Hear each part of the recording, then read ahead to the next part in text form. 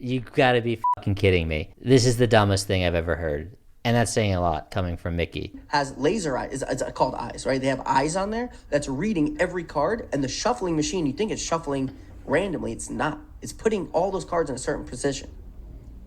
What? It's a fact. It's a fact. Okay, here we go. We're back here with Mikki. This is going to be good. There's a kernel of truth in this statement. There was actually a story where some hackers got a hold of an auto shuffler machine in like a hackathon setting where they wanted to see if they could basically exploit the machine. So what they found is that if they could hack into it and basically compromise the machine, they could extract the order of the cards to test to see if somebody could basically exploit the casino or collude with somebody at the casino to cheat the casino, not for the casino to cheat the players, right? I mean, I've talked about this in other videos before. This would be so dumb for a casino to do. Let's go with this for a little bit. I will indulge this line of thinking. So he's saying you walk up to a blackjack table, there's a 6-shoe deck, and he's saying that the shuffling machine has prearranged the decks into an order in which you're guaranteed to lose. So I walk up to the table and they're like, I put these cards in an order and there's no way you can win. Okay, so what happens if I switch from betting one hand to two hands? I've just completely changed the whole order of the cards.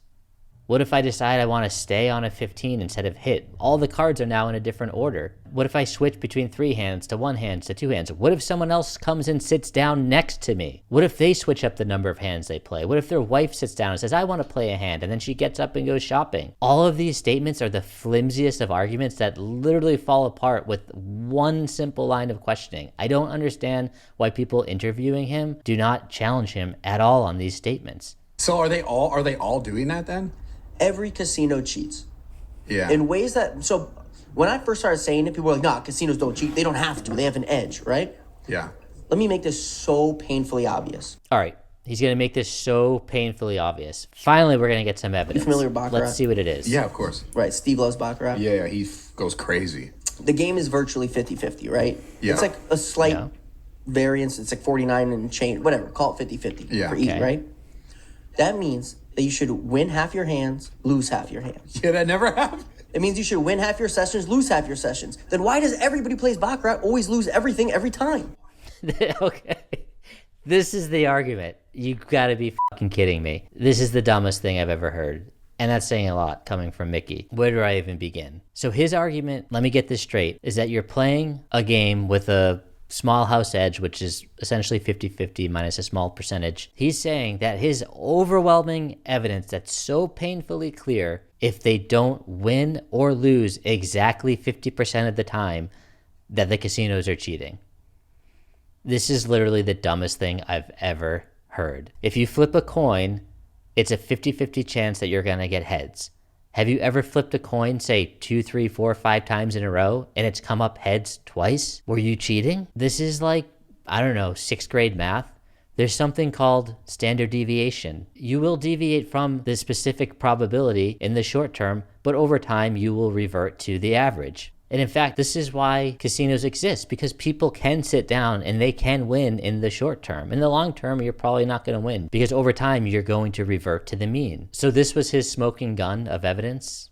Why does almost everybody always lose in a game that's supposed to always make you break even minus the 5% on half the bets you're paying into the house? So you should always be losing at like 2.5%.